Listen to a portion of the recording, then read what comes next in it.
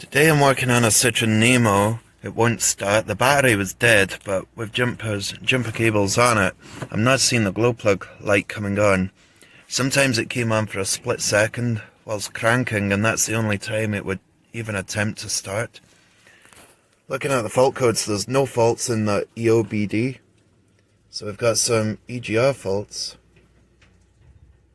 Valve too small is not going to stop it from starting though if it's stuck closed. So the only other faults I've got are in the body control unit.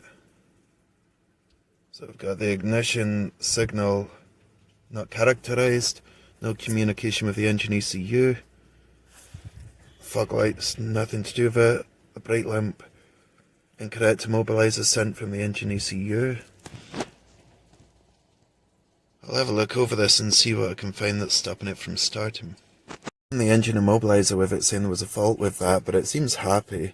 It's unlocked, key programmed, yes. So it seems happy with it. Communication correct with the key transponder, it says no there, so it's not happy with this key. Maybe it's just key transponder reading correct, it says absent, so I think it's just the key.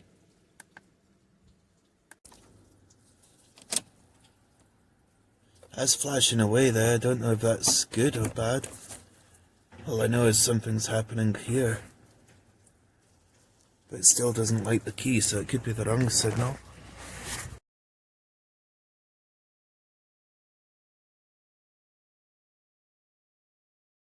Looking at the data on here, the one in white that's highlighted, it's minus 40 degrees, so I think the temperature sensor must be disconnected.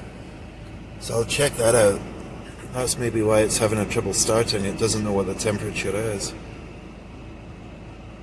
Fuel temperature's about right at 5 degrees below it. That's about right for today. The dash says it's 2 degrees. So what else have we got here? Fuel pressure's okay. 250 bar, that's about right.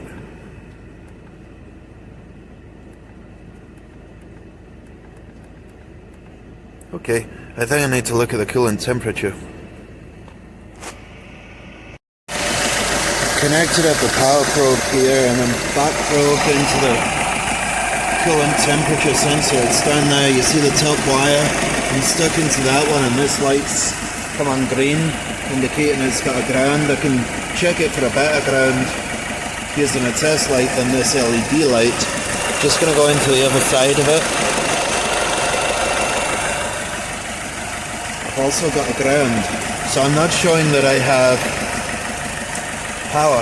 If both sides of it have a ground and there's no power, it gives you the impression that the sensor's okay and the wire's missing a ground feed.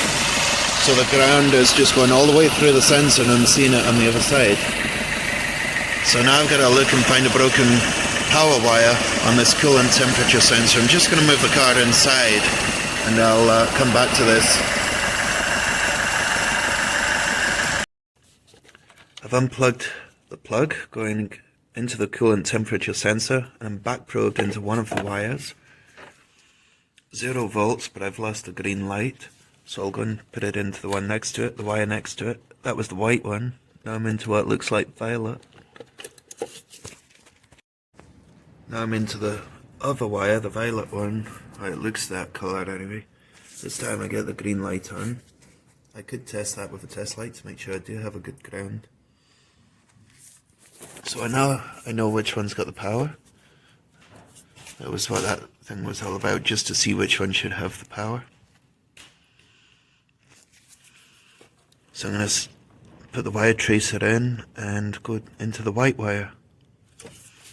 With the ignition on, I should have 5 volts on the white wire. So I'm checking the ground again. This time I'm not using this.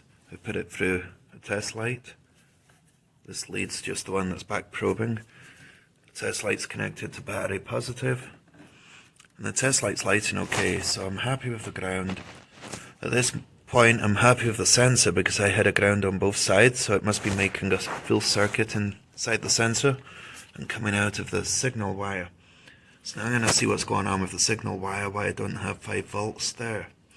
Put the ignition on, and I've now got that back probe in the white wire that should have a 5 volt supply. I'm almost at 5 volts. So I'll plug it back in and see what's happening there. I must have disturbed something. Now I'm at 2.6 and it is cold, so that's about right. So it looks like when I've unplugged it, I've disturbed something in this area.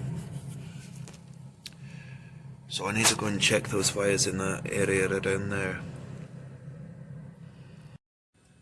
I've got 2.6 volts here, which is about right, but this coolant is still showing minus 40. So I'm going to start the car and see if it updates it. It's still minus 40 and that's the car running.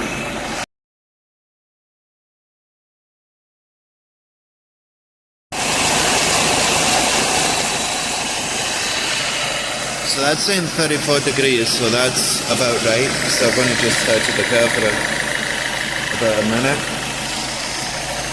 I don't know why that was going on when I was into the white wire and I push it in and I get a ground. It's because I wasn't totally straight, and I'm going to cross the connector. I'm actually going into the purple one. You see, if I wiggle that, I can make that light go on and off. That's all it was. I wasn't in straight enough when I was back probing.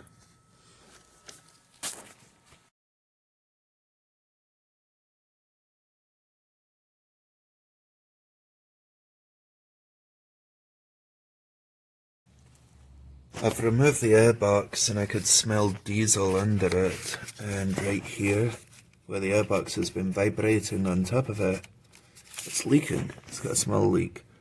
So I don't think that's under a lot of pressure right there. I'm going to try and repair it for now and see if it starts better. Okay, so this changed again. I was going to take this off when I unplugged the hose, and I was going to try and do a temporary fix to that until we could get the proper pipe. It's actually petrol. Somebody's filled this diesel with petrol at some time. So there's the real reason it's not running right. Two things: a leak, and it's got the wrong fuel in it. So didn't expect that, but it's just something to be careful of. If you're going into the scan tool, sometimes you get the wrong information, and by checking it and not having the back probe put in properly, I thought it was going to be the coolant temperature sensor, but in this case that was nothing to do with it. It's just the wrong fuel and the airbox vibrating on there. Okay, so now I have fixed the pipe that was leaking, drained all the petrol out of it, and put a diesel can of diesel in the tank.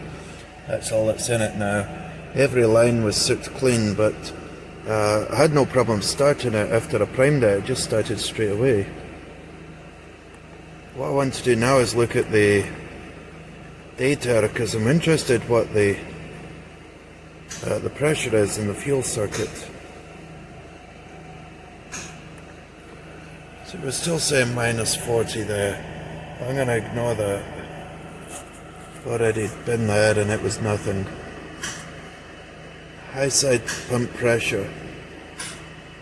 That's not really what I'm looking for at the moment. Bar. So 250, that's right about where it was before. There's no real change to that. Stayed the same.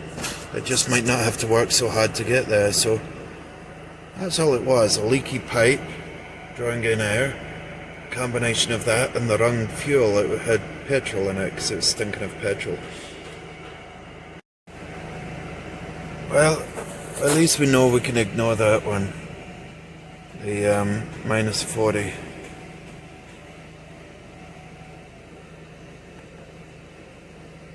Not much of a diagnostic with the wrong fuel and a split pipe, but still, I thought I'd leave the information there that was just showing you how you can get the wrong information from a car.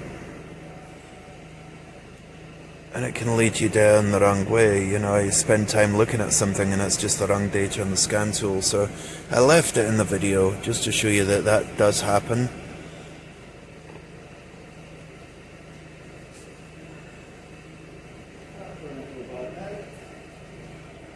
It's running much better. Thanks for watching.